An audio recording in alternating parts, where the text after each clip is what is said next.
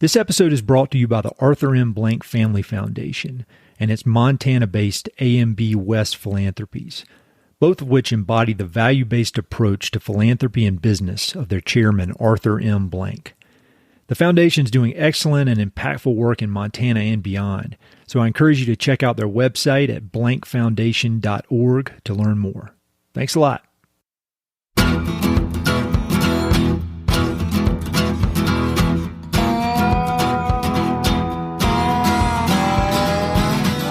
Hey, this is Ed Robertson, and this is the Mountain and Prairie Podcast, where I introduce you to some of the innovative individuals who are shaping the future of the American West. I meet most of these people through my work in land conservation or through my hobbies and interests that revolve around spending time up high in the mountains. My guests include ranchers, writers, entrepreneurs, conservationists, athletes, artists, adventurers, pretty much anyone who's doing important work, has an interesting story, and loves the American West. My guest today is Matt Pierson. Matt is a fifth-generation Montana rancher who owns and operates Highland Livestock Company alongside his wife and two sons. He's also the founder and president of the Producer Partnership, a newly formed nonprofit organization that brings together farmers and ranchers with the goal of ending hunger in Montana. Since its start in the spring of 2020, the Producer Partnership has given away tens of thousands of pounds of beef to Montana food banks and is creating replicable, scalable solutions for fighting hunger throughout the West and beyond. The idea for the Producer Partnership was born in early 2020, just as the COVID-19 pandemic was roiling communities and economies across the globe. With many Montana residents out of work and food banks struggling to keep up with the unprecedented demand, Matt decided to donate the meat from a cow he was planning to cull to his local food bank. He quickly recognized the direct positive impact that his donation had on the community, so he reached out to friends to drum up more donations. Within a month, he had directed 10,000 pounds of ground beef to area food banks. He kept going, and by the end of 2020, that number had risen to more than 53,000 pounds of beef. Through creativity, hard work, and an unyielding commitment to what Matt calls GSD, getting stuff done, Matt and his team at the Producer Partnership have created a new model for solving food insecurity in Montana. Matt and I connected virtually for a wide-ranging conversation that will be inspiring and educational for anyone interested in impactful, purpose-driven work. We started out talking about his family's long history in Montana, and then we moved into the details of how the Producer Partnership began. We talked about the challenges around processing meat, both during the early stages of the pandemic and now, as well as the cutting-edge meat processing facility that the Producer Partnership is building. We talked about the scalability and replicability of the Producer Partnership model and how he expects the organization to evolve in the coming years.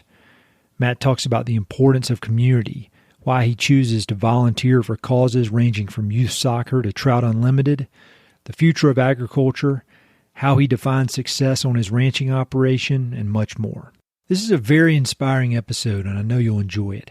Go to producerpartnership.com to learn more about Matt and his work, and if you're so inclined, you can donate or buy Producer Partnership gear. Hope you enjoy this episode. Could you start out just talking a little bit about your family ranch and kind of how you ended up doing what you're doing? Yeah, so we've been in Montana, obviously, for a long time. So on the ranch in Livingston, I am third generation. My boys are fourth. My great-great-grandfather homesteaded in Hobson, Montana. So, you know, a little bit farther out there, but Obviously we have been in Montana, as near as I can tell, since 1890 or 1892. Mm-hmm. A little tough to tell exactly sometimes when you're going through records. And so obviously a very good connection within the state, and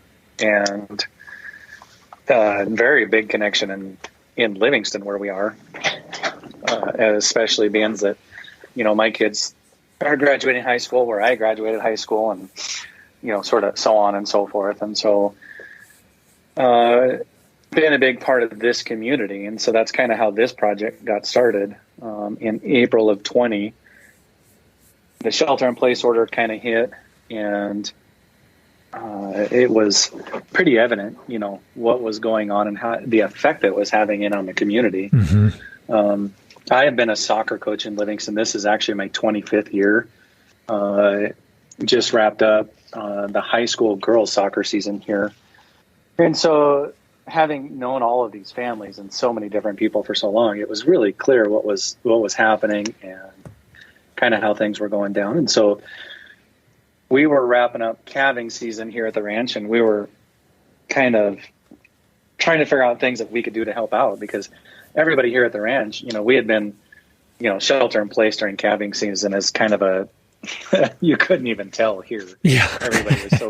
Everybody was so busy. We're always sheltered in place. Exactly. And so we were really trying to figure out things that we can do. And one of the guys made a joke. He's like, man, it's too bad all this food that we have walking around, and being sleep deprived and everything else. It still took another 4 hours before the comment really drove home in my brain. Hey, all these cull animals we do have food around. We do have the ability to, to make a difference. And so I was out driving tractor doing field work and just started calling around. And within really under an hour, I had 6 spots reserved at the local processors and had more than enough animals to cover it. And had talked to quite a few of the neighbors since I was just sort of driving around, and one of the neighbors was on the Park County Community Foundation board. And so he called the president of his board. And by the next morning, those guys had called and said, hey, we heard what you're trying to put together, and we have $3,500 of COVID money that we want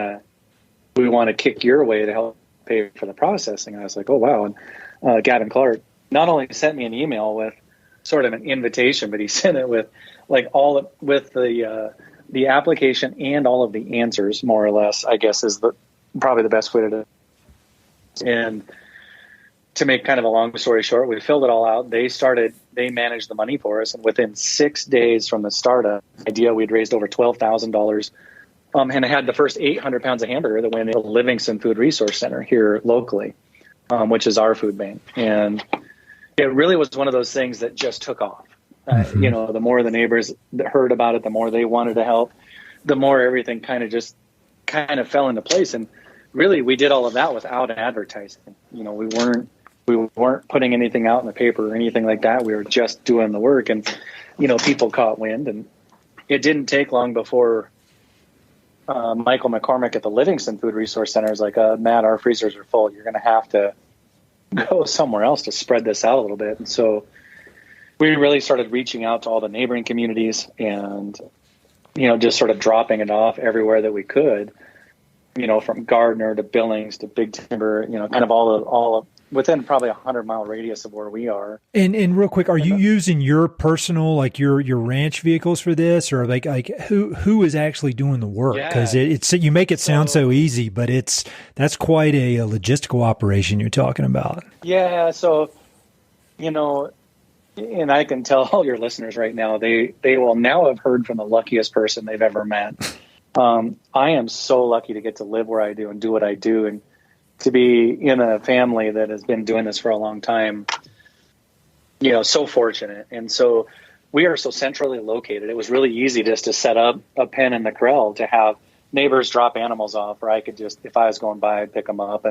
And so for like picking up the hamburger, we used our vehicle, my wife and I did, and just kind of picked it up at the processors, dropped it off at the food banks, and and it was just Livingston. It was pretty simple and straightforward. But then we started reaching out. We started kind of getting all over the place, and it was probably along about that time that we picked up our first board member as we grew, or who would become our first board member. I mean, obviously, we didn't even have a board of directors. We didn't have anything. Because at that point, there was no structure to it. It wasn't even like an LLC, no nonprofit. It was just this idea, and you're making it happen. Yeah, and it was just money was being put in through the Park County Community Foundation, and they were paying our bills of paying the processing.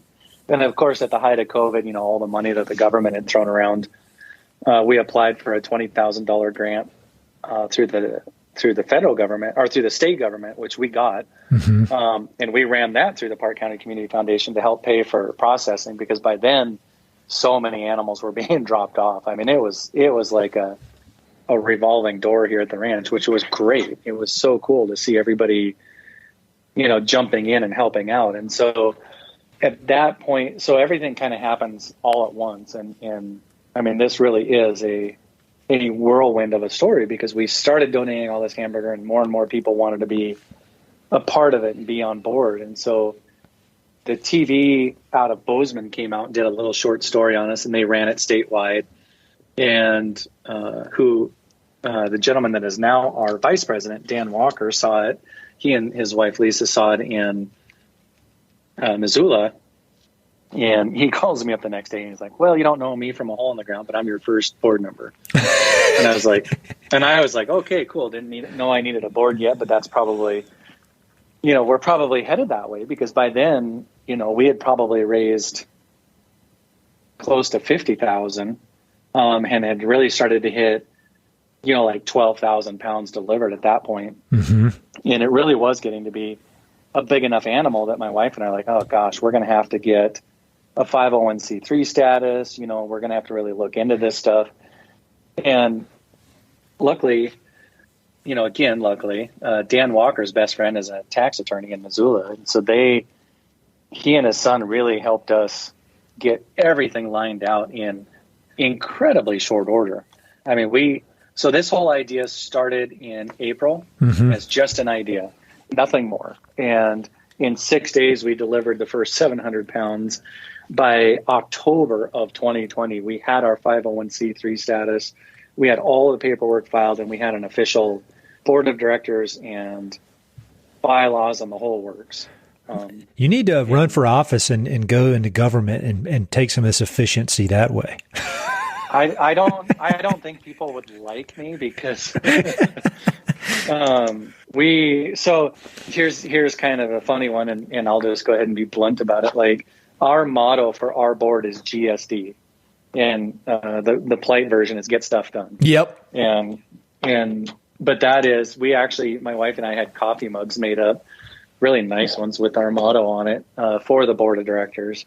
And really, if you want to get on the board, or if you want to be a part of this project, you have to have the ability to get stuff done. Mm-hmm. And not in a month or 2 months, but like, tomorrow and, today. That's kind of how we view things. And so we kind of went through, 2020, getting money where we could, of going to foundations and really kind of reaching out to anybody and everybody that was like, hey, we're trying to solve food insecurity, and ranchers were donating, and, and producers were donating. We had pigs, we had cows, and obviously, like the rest of the United States, we struggled with processing spots. Yes. Getting it, animals in, and we were like, oh my goodness, we're going to have to, it just basically came down to me calling in a 5-state area around us, just calling anybody and everybody that would answer the phone and saying, hey, can we get in? We're paying for the processing. I don't want a discount. I don't want anything. I just want spots. And man, I had people that would actually hang up the phone while laughing at me.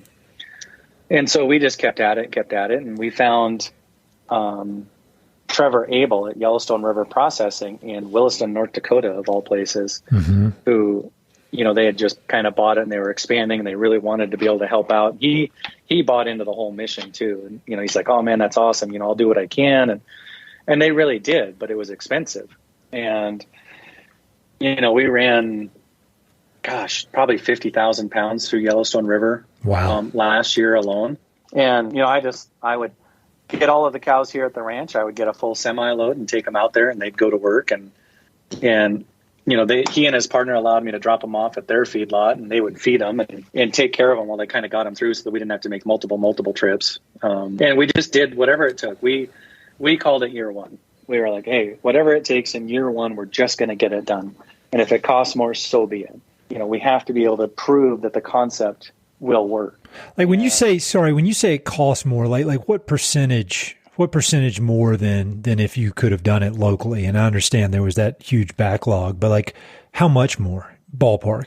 I would say probably $1 a pound more overall. And when you get into kind of the numbers that we were looking at, that's a lot of animals. Yes. A lot of money, per animal. And so it was what it was, right? We got it done though.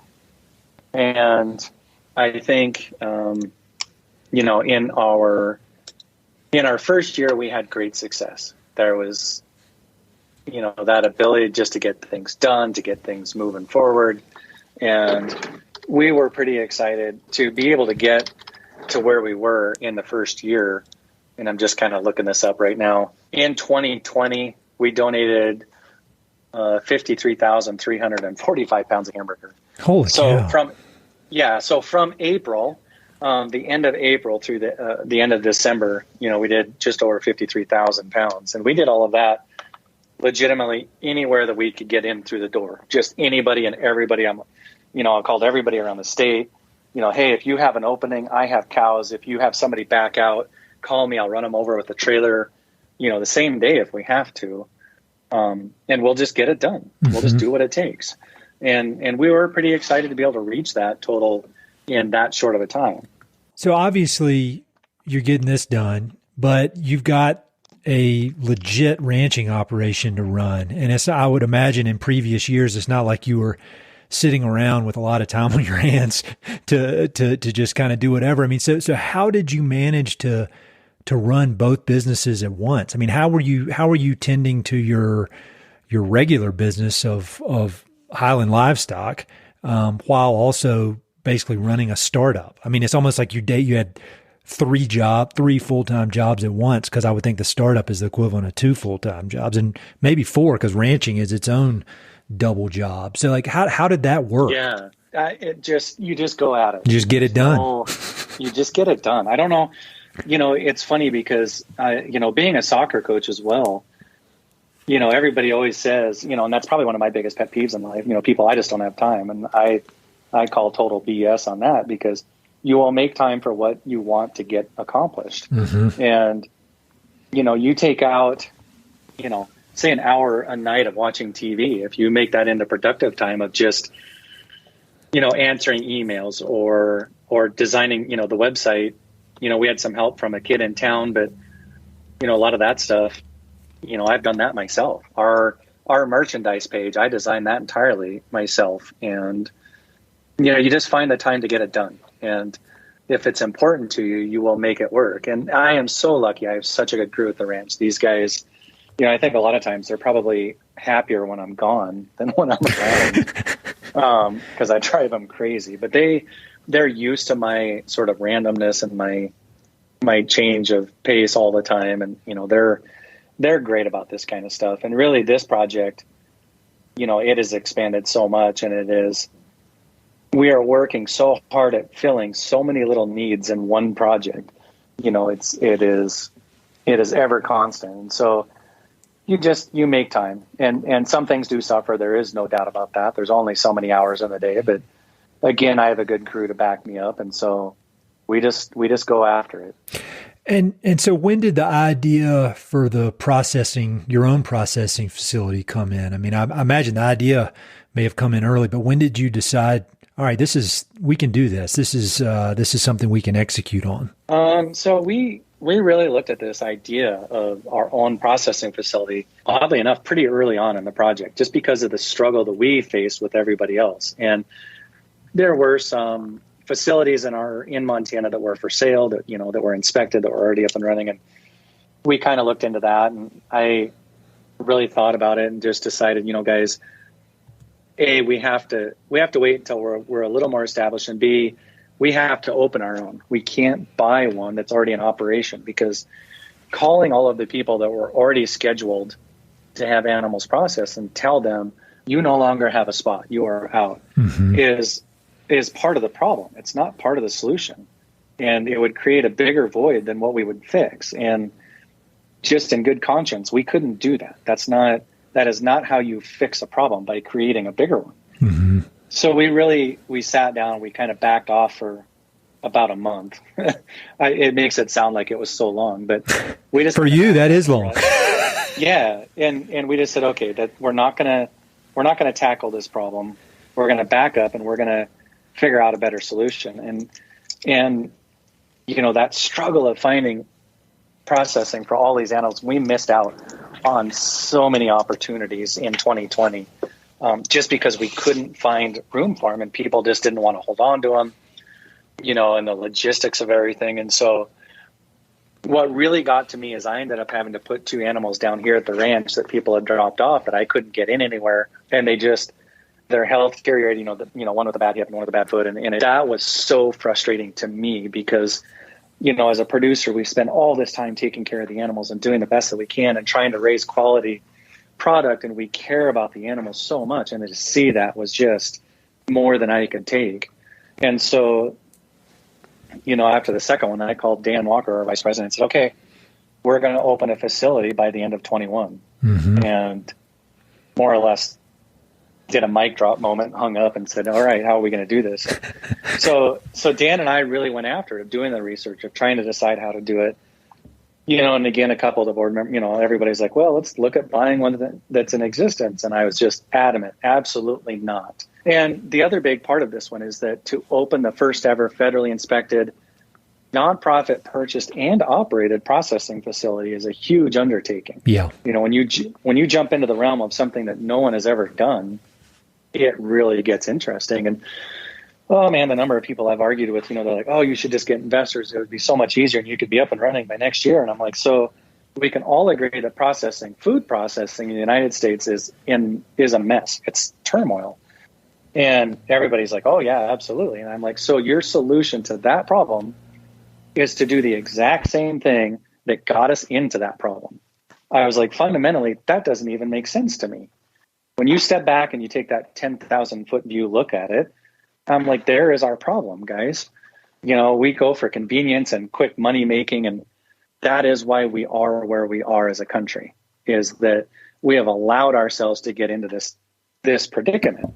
And I refuse to create, another status quo operation. And so we really kind of have looked at this project from the beginning of adding value at every step of the way. So we look at it. So you bring me a cow and you donate a cow. Well, you're going to get the tax benefit based off the pounds of hamburger that are donated from that cow. Mm-hmm. And so right out of the gate, a producer is going to get a tax benefit on an old cow that a lot of times isn't even worth $1,000. And, we've averaged probably 355 pounds of hamburger per larger animal.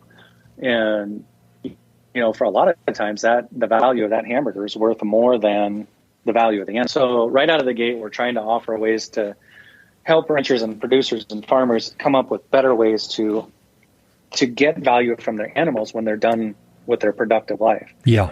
And so we start there. Okay. So then, the hamburger goes in, we get the money, we pay for the processing. The hamburger then goes into the Montana Food Bank Network, which once we got to the point that everybody within range of us here in Livingston were like, good Lord, man, enough hamburger. We get it. I called the Montana Food Bank Network, and I think at first they kind of thought I was a little bit loony, but only for a brief moment, because I said, well, I have a trailer with 12,000 pounds of hamburger that I'm going to bring to Missoula, and we're going to do a big TV deal, and we're going to really kick this thing off right. And those guys have been the best partners in all of this. Mm-hmm. They have jumped on board. They have helped promote us. They have used some of their own money to print up boxes with our logo on it, so I can send it to the processor so that we don't have to pay for boxes as well. And since then they have picked up everything for us. Every time we get something done, they show up with a truck, they pick it up, they take it to Missoula, they distribute it out through the 240 member partners I think they have around the state of Montana. And what's really amazing to me at this point is we've donated, I think total right now, just over 85,000 pounds of hamburger total since the start of the project. Myself personally, I have yet to hand out a single pound of hamburger. Really? Yeah. All we do and all we wanted to do from day one was to help the people that are already doing the work, was to provide them with a high quality Montana grown product that they could hand out to the people that they're already working with. And we're just trying to help put air in the tires.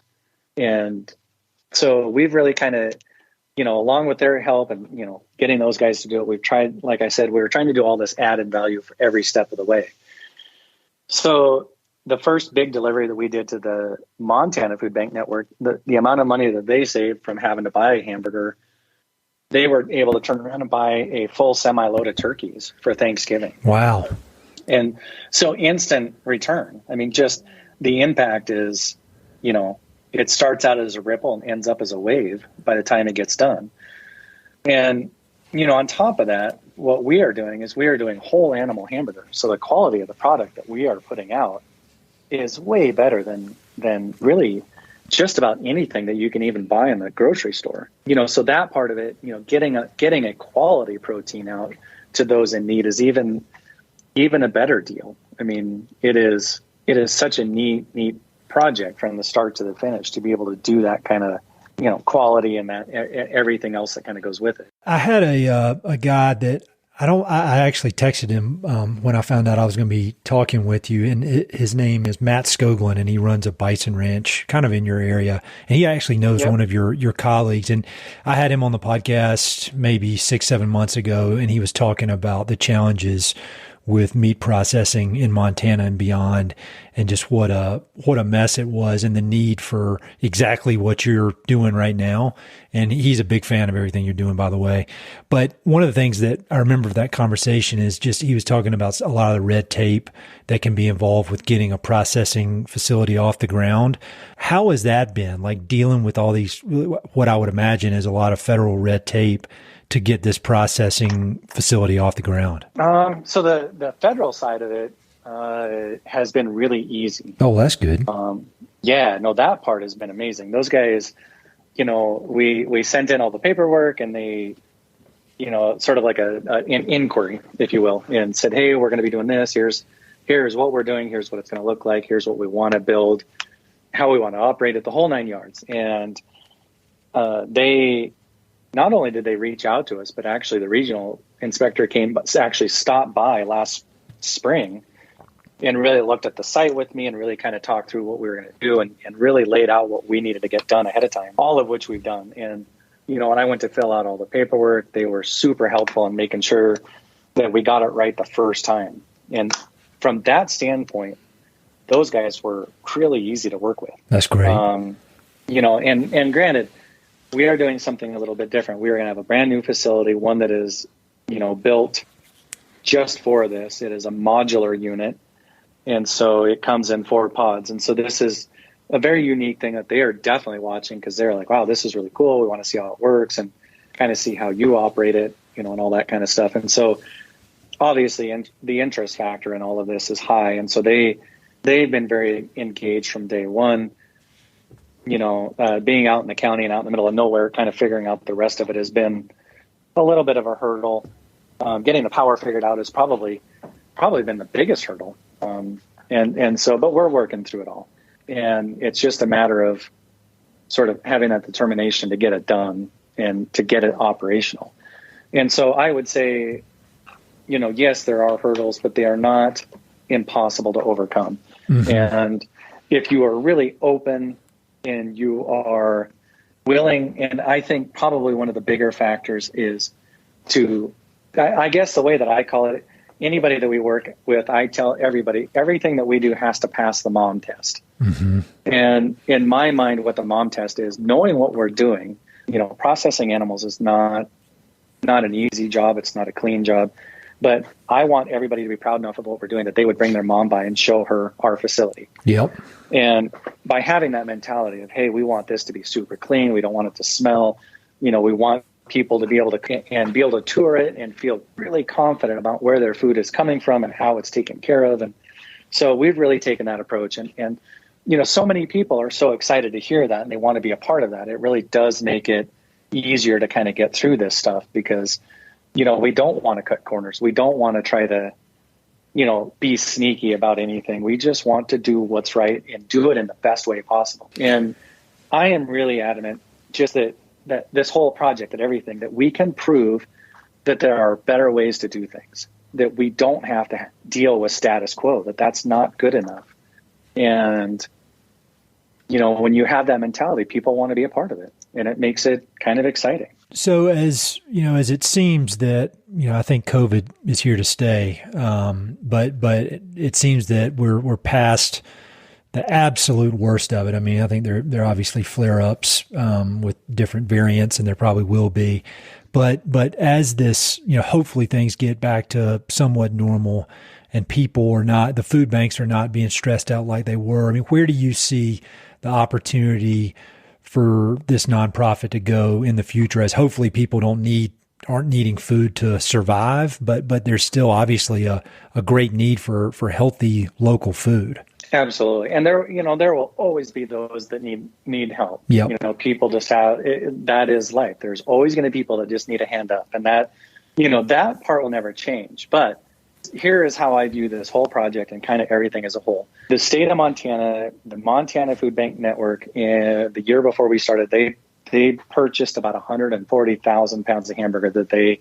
donated and sent around the state. And so we kind of backed this whole project up and looked at it and said, okay, how do we go about coming up with 150,000 pounds of hamburger a year that we can donate direct to the Montana Food Bank Network so they never have to buy protein again? Mm-hmm. And so we really kind of started from that point. And once we started looking at our own facility, I started doing other numbers and different things. And so here is kind of my overall view of the project in the future. Montana is a state with 3 million cows in it right now. And if you take 3 million cows that we have, and every year 8% of those are culled, taken out of the productive herd and sold, that's roughly 240,000 animals every year. If I could get 1,000 animals donated a year, on the average with the number of pounds that we get out of animals, we could easily take care of everything that the Montana Food Bank Network needs and have enough to provide hamburger to every school in the state of Montana. Wow. On an annual basis. And all of these things that we see all of the time.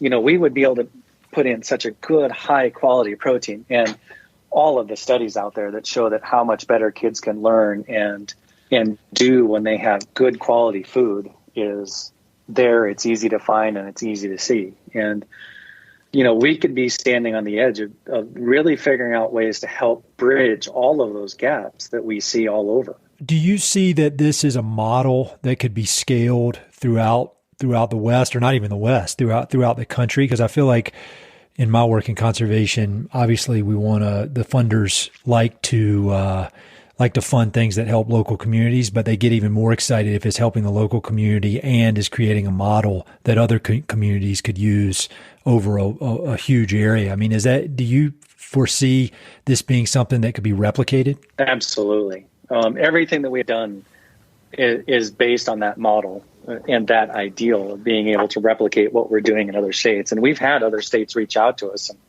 hey, we would love for you guys to do what you're doing here. And my response is always, hey, that's awesome, and we'll look into it, but after we get up and running and figuring out what we're doing. Mm-hmm. As Dan likes to put it, we are building an airplane while we're flying it at this point. And that presents a lot of really unique challenges. But down the road, once we get this running and we figure out how to do it, I think that the sky is the limit at that point, because there are so many layers to this overall concept. We are going to have the ability of doing the equivalent of 15 cows a day, so 45 cows a week. And obviously that's way more than we would ever need to be able to do everything that we do for donated animals. And part of our program is we are going to be doing custom cutting as well. And what we want to work with are all of these people, these direct-to-consumer producers out there that are selling online, or they're selling at farmers markets and restaurants and that different stuff, but they really struggle having a consistent processing spot because we just don't have that many inspected facilities.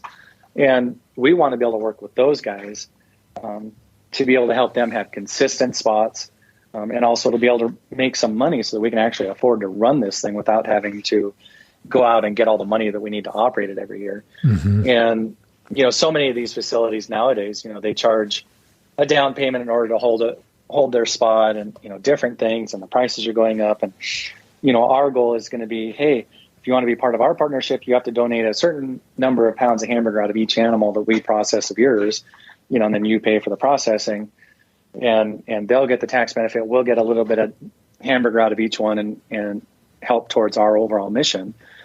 And then the rest of the time we do the animals that are donated. we feel that we can meet all of the goals that we really want to try to set out.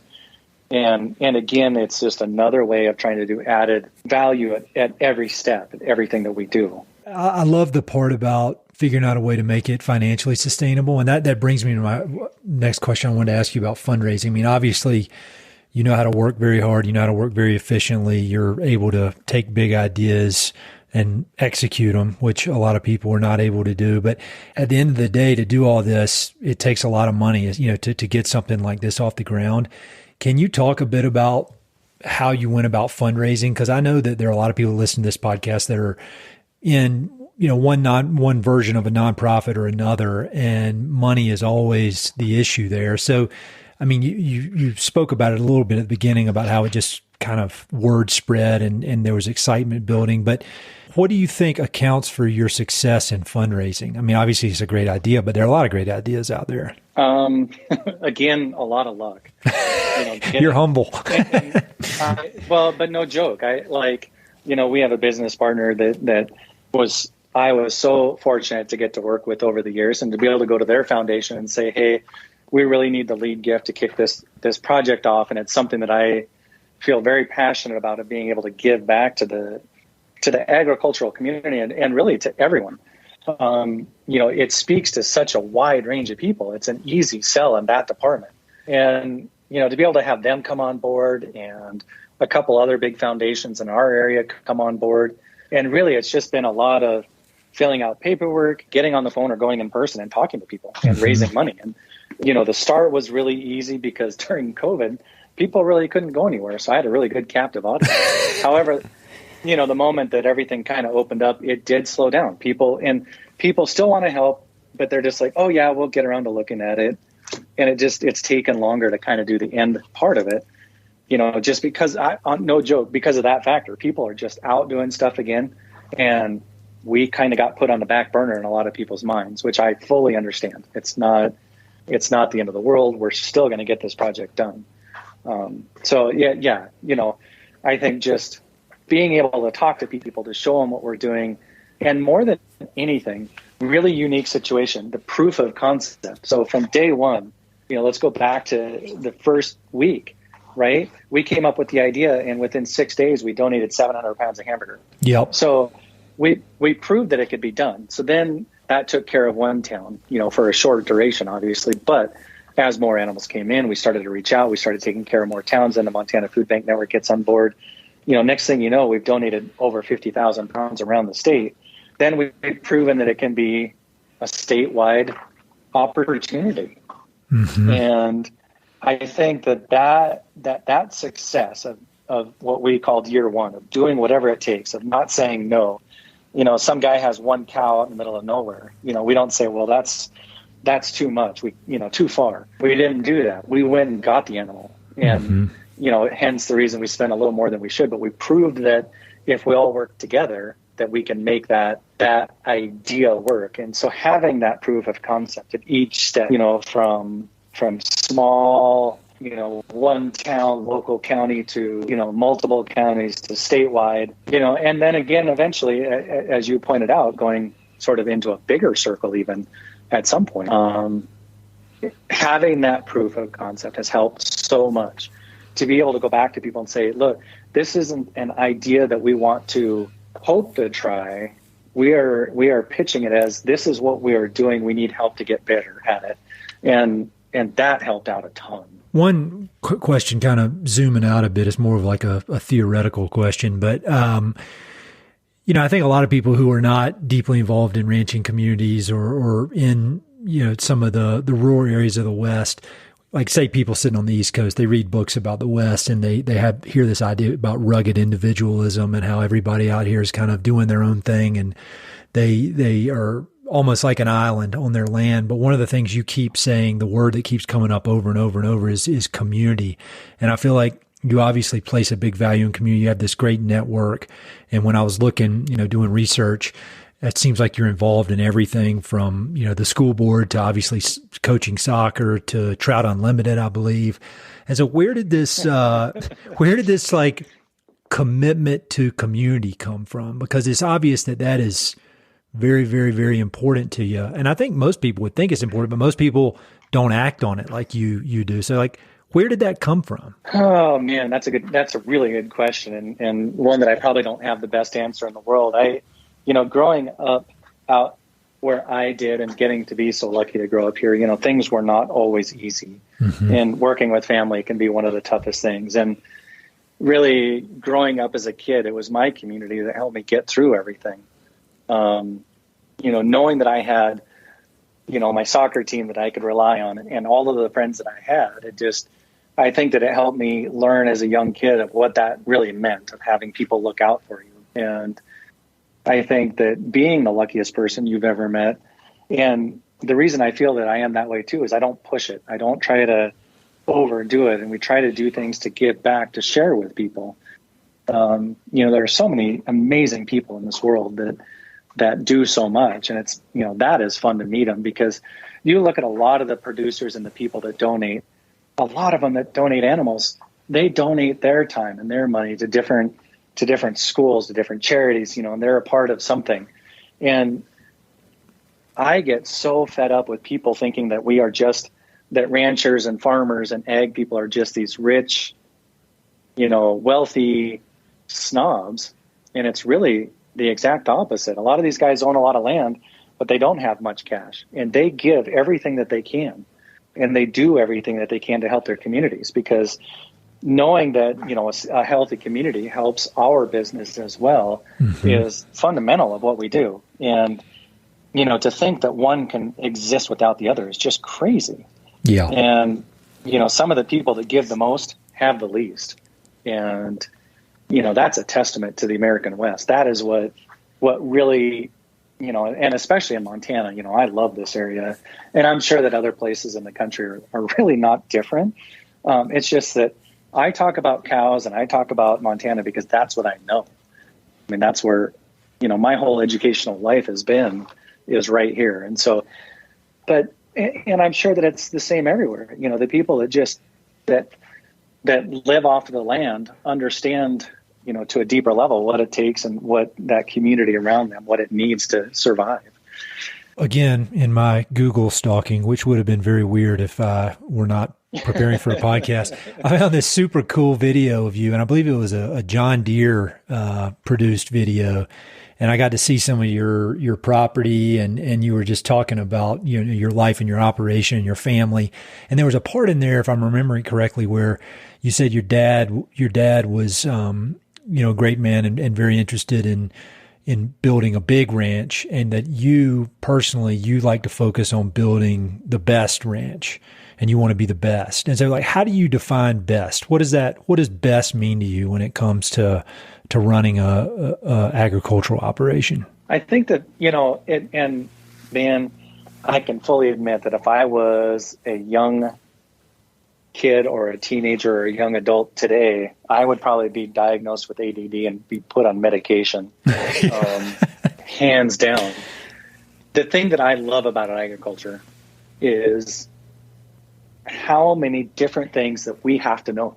Yeah. It's not, I can't be just a farmer. I cannot be just an animal expert. We have to be able to understand accounting. We have to be able to understand computers. We have to be able to understand animal husbandry. I have to understand how farming works, irrigation, fertilizing, feeding animals, just the whole works, from genetics to just everything that there is.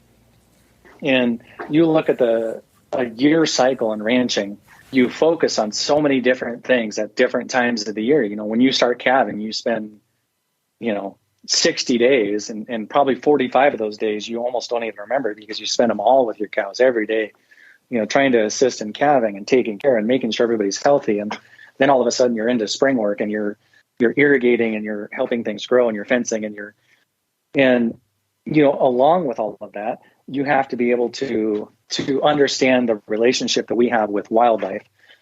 We have to understand the relationship that we have with people that are recreating, and all of those different factors. And when you look at the American West, those individuals that can do that well, man, those are some really cool people to be able to do all of those different things and understand the relationship. Just not many people really fully understand how many different hats we have to wear in this industry and in this business. And I think that part of it is what really drives me more than anything, of being able to do that. And I love to learn. And, kind of like you alluded to, of being, on different boards, from school boards to Trout Unlimited boards to just different things. And, learning how different people view the world and different things of that nature. And so, you take all of that back, and how do I view being the best? Is taking care of the land as well as we can, knowing that we are just a small blip on the radar of life, of the overall. We don't want to ruin what we have. Anybody who thinks that a good rancher and farmer is going to abuse the land is obviously not paying attention, because that is how they make a living. That is what they take care of. And if they truly want to say that they are generational, then they have to know that they're going to be leaving everything to their kids and their grandkids and their great-grandkids. And you want to leave something that is sustainable. You want something that they can have when you're done that is as good or better. And that goes into every aspect of it, from raising your cows to picking your bulls, to what alfalfa you plant, to how you irrigate, to looking at alternative, energy sources, or, different ways of doing things, and how to be better every day. And, one of my favorites is, you talk to people and, well, my great-grandfather did it this way, and that's why we do it. And I'm like, well, your great-grandfather was wrong, and you've just compounded that issue by being wrong and getting correct. And, we can't hold on to those ideals all the time. We can hold on to the core values of what we do, of work hard, and things of that nature, but we have to be aware of how all of those interactions, affect everything. And if we don't, we're only kidding ourselves. We're not going to be here very long. We just won't be.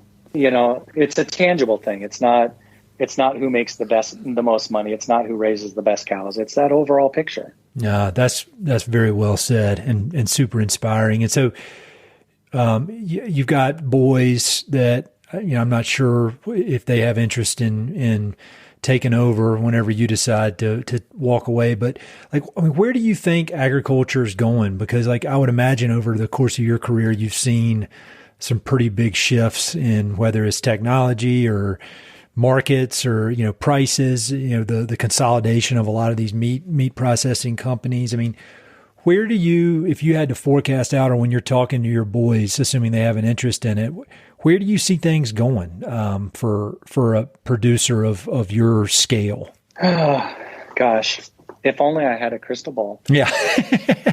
So that, and that is the question that I ask myself daily. Mm-hmm. And obviously, I think you hit on a big one. Technology has been a huge part of this. So, we run on more ground with fewer people, and more cows with fewer people, and just everything with less. Yeah. And, we have tractors that can drive themselves in a straight line. My irrigation, almost all of our irrigation, once we get everything up and running in the spring, I can do it all from my phone as I drive by. Isn't that crazy? It is. It is absolutely amazing. All of our cows have electronic ID. I can scan a cow and tell you her whole history, where she came from, what calves she's had, and we're working on getting it down so I can even tell you what pasture she's been in at what time. And, that is going to help us to not only be better at what we do, but more transparent. And I think that as we move forward with the movements that we are seeing, that your average consumer we are starting to get back to that phase of life where people want to know where their food came from. Yeah. And have a better understanding that not only where it came from, but was it taken care of properly? And there are so many of these guys out here, these producers that do all of that. They really do care, but they don't have the ability to show it yet. And we need to start looking at that. I am a huge proponent of electronic identification. I think that branding our cows is prehistoric and wrong, because here we are in the business of raising high quality, as low stress animals as we can. And one of the biggest traditions in the West is branding. And I am absolutely against it, because it goes against really every core value that we have. Mm-hmm. And I realize that it's an identification mark and all of this, but I'm like, dang, we can put a tile on our damn keys, and if I lose my keys, I can hit a button on my phone and it'll take me right to them. Yeah. So the technology is there. We are getting to that point that we can change this narrative and even be better at what we do and have a better product at the end of the day. Mm-hmm. And so, technology is going to play a huge role in this. You look at, for example, our facility, when an animal comes in and we start the process, and by the time we cut it down into halves, it will have a tag that we will put on the carcass that will keep track of everything that animal through the whole facility that happens, whether it be taking the temperature checks and everything, it will log them automatically all the way to when it gets to our cut and wrap room. And the employee has a half a beef hanging on the rail there. They can scan it, and on the big monitor screen on the wall, it's going to tell them exactly what the customer wanted, how they wanted it cut up, and how to package everything. And it'll be all right there. So we won't have to worry about losing paper or losing anything like that. It'll all be right there. And, the more that we encourage this use of technology, the better the end product will be for everybody. I think what you said about people wondering, wanting to know where their food comes from, I think that's one of the silver linings of COVID. Not much good has come out of the last few years. I mean, as far as there have been a lot of people suffering and a lot of people dying, obviously, but I remember, about the time you started your project, you go in the grocery store and the shelves were empty or very, very sparsely stocked. And I think people who had never once considered where their food came from, all of a sudden got a rude awakening about the importance of local food, or at least food produced within the borders of the United States. And so, I think I've found in my work that that's been a good thing, as far as raising awareness. So I was glad to hear you say that as well. This is another kind of high level question, but would you have ever imagined that that you'd be doing what you're doing now? I mean, it seems like you had a very full life in 2019, and now you have basically created this whole new way of doing things very, very quickly. I mean, is this a complete surprise to you? Yes, I never thought that I would start a nonprofit. I mean, that just was really the farthest thing from my mind when we set out on this. The idea was just, how do we help our neighbors? And it's really exploded from there. But I think that the true core value of that idea has been the driving point behind all of this, because, having our own processing facility so that we can do more animals, so that we can help more producers, that's still at the core value of helping our neighbors. Mm-hmm. And keeping it all local, keeping it right here. We don't. And to me, that was really important. When we sat down and we were like, okay, we're going to be a 501c3. One of the big parts of this to me was, okay, we are not going to wait for the government to give us money to do this or to show us how to do this. We are going to go out and show people that we can help each other without government involvement, that we don't need that. And quite honestly, it's easier without them. Yeah. And I think that, to me, that is really important, that you are absolutely correct. COVID has exposed so many flaws and everything, and there is so much turmoil. But in order for things to get better, it had to get worse first. We had to expose those issues. Now let's go out and start coming up with the solutions. And that is really one of the big driving factors for us was, okay, so we know the problem. Let's create a whole new solution that nobody's ever done before and go down a new road and try to show people that we can help each other without all of the other BS that gets surrounded by it, that we can just go out and do good things, but we can also do it in a manner that's helpful all the time. So many of the nonprofits that I talk to, and this is no direct, bashing on anybody, but so many of them get so much money, but they don't really do anything. And, one of them came to us right at the very beginning and they wanted to give us a bunch of money to do a feasibility study. And I just laughed. I'm like, seriously, you think I need to do a feasibility study to see that people are hungry? I think we already know that. Yeah. There's no sense wasting money and time doing a feasibility study. How about we just go start fixing the problem? Mm-hmm. And, if you really want me to hang up a phone quickly, just start talking about feasibility studies. I just lose all interest. In my world, I don't understand them. I don't get them. And I get that there's a place for them in the world, but just not in my world. And I'm just like, oh my goodness, we know that we need process and we know people are hungry. We know that there are people that need help. We know that there are so many cull animals from our area that are better made into hamburgers than selling them for pennies on the dollar through the ring. And so you really start looking at all this, and I'm just like, goodness gracious, here is the solution. It's right there in front of us. And all we have to do is be willing to go out and make a change. And I, let's admit it, this is a big one. We're right in the middle of a $2.5 million capital campaign to build our processing facility. But on the flip side, if I called you up and I said, hey, Ed, if you had $2.5 million you could give me and I could end hunger in an entire state permanently, would you be interested? And that usually changes the conversation right there. People are like, oh, dang, that's a different way of looking at it. And so I have always tried to take problems and look for alternative solutions. And probably one of the best tricks that I have in my life that I have done is, the problem, and I know where the end is. And so I actually start from there and work my way backwards to figure out how to get started. Rather than trying to start, figure out how you want it to end and then get to your starting point. Mm-hmm. So much easier. It saves so much trouble. And, we've really approached this whole facility and everything we're doing that way. We want to be able to do our own hamburger. All right. How do we do that? So what box does it look like? And then just work back to the beginning. And then all of a sudden it's here, which I realize makes it sound overly simple, but that really is the approach that we took. I love it. You're getting me all motivated and kind of keyed up. And I think I can only imagine what it's like to be on your soccer team. I bet those young ladies are keyed up. Most days I'd like to think so. Not everybody can handle my brand of energy. I get that. It's okay. Not everybody will like you. That's kind of how life goes, and that's good.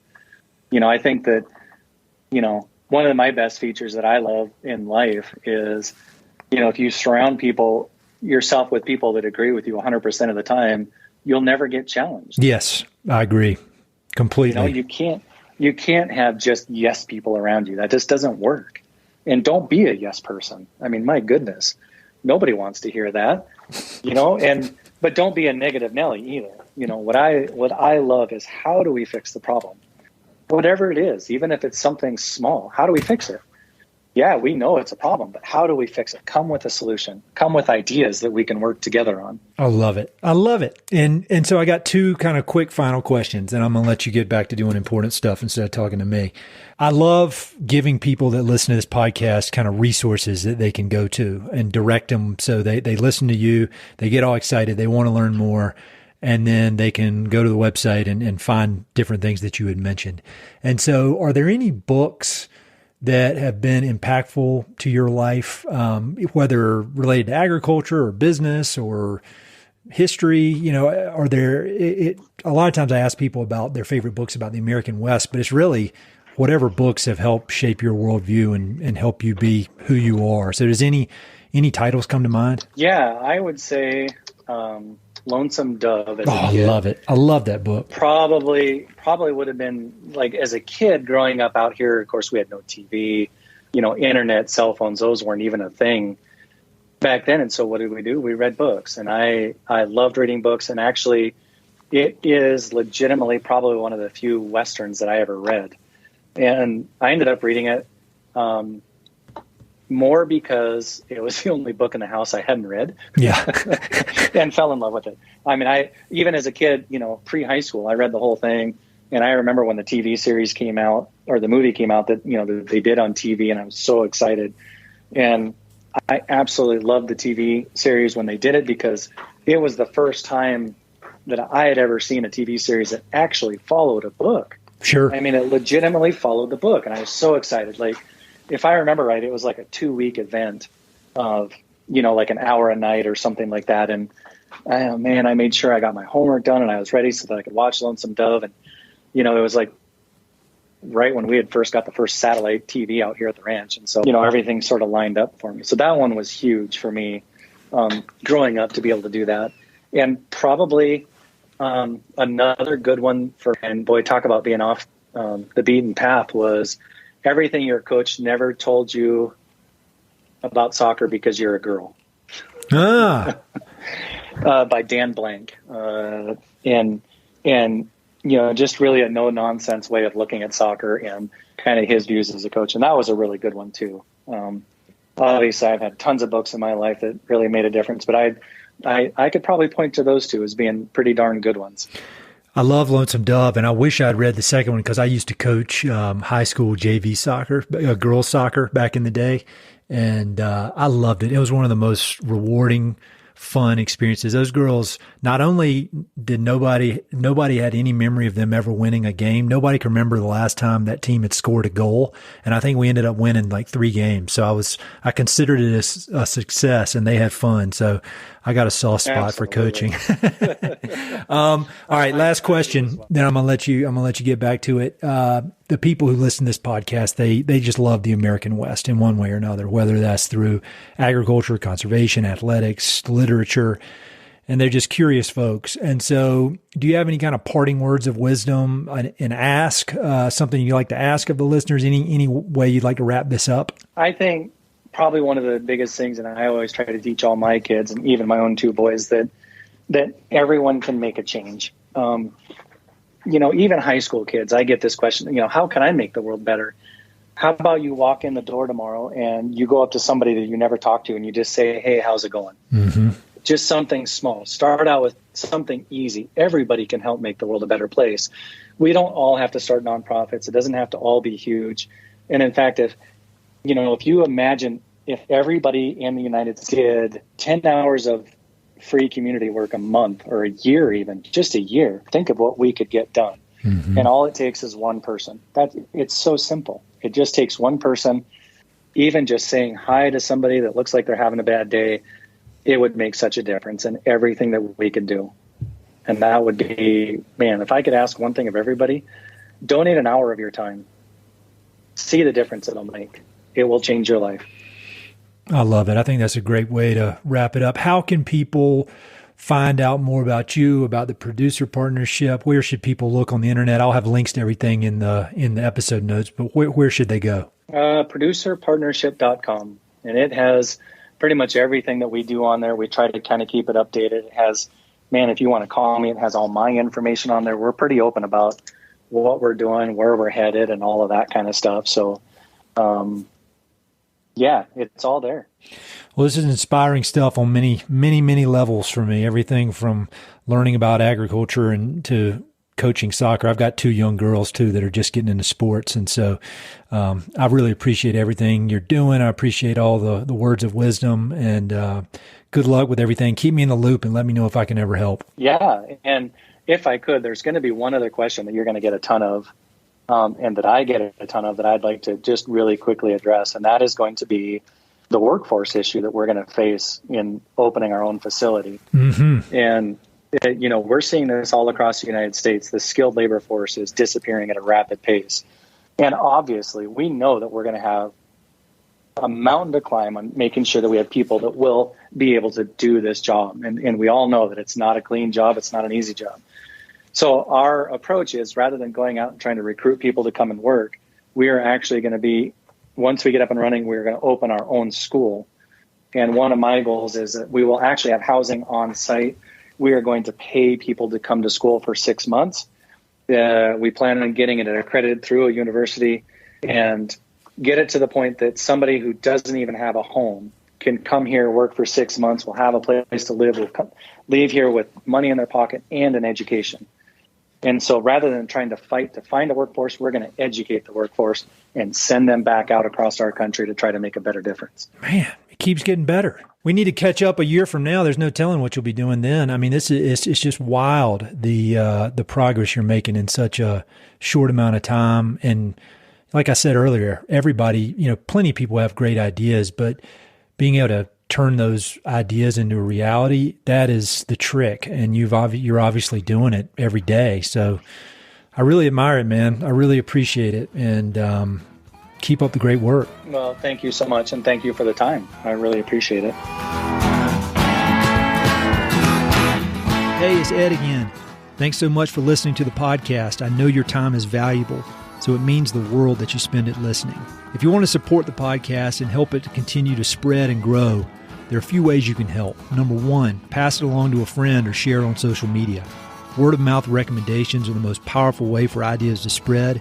So I'd love it if you could share the podcast with a few pals who might enjoy it. Number 2, you can go to Apple Podcasts and give it a 5-star review.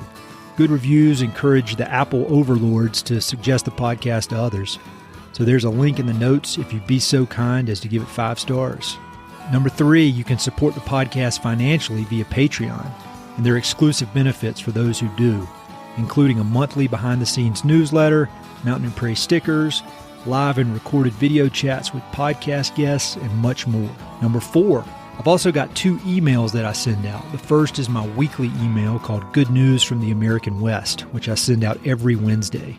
It's only positive news, something we can all use a little more of these days.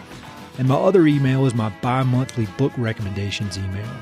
One email every other month with 5, 6, 7, or 8 books that I've recently read and highly recommend. The thousands of people on both of these lists will vouch for me. No spam or other funny business. And number 5, finally, check out my online store for Mountain and Prairie stickers, shirts, and coffee mugs. I've got some really cool designs from Western artists with more on the way. So head to mountainandprairie.com/shop to check it all out. I'd love to connect with you. I'm on Instagram and LinkedIn, so look me up on either of those platforms by my name or through the links on my website. All right, that's it. Thanks so much for your support.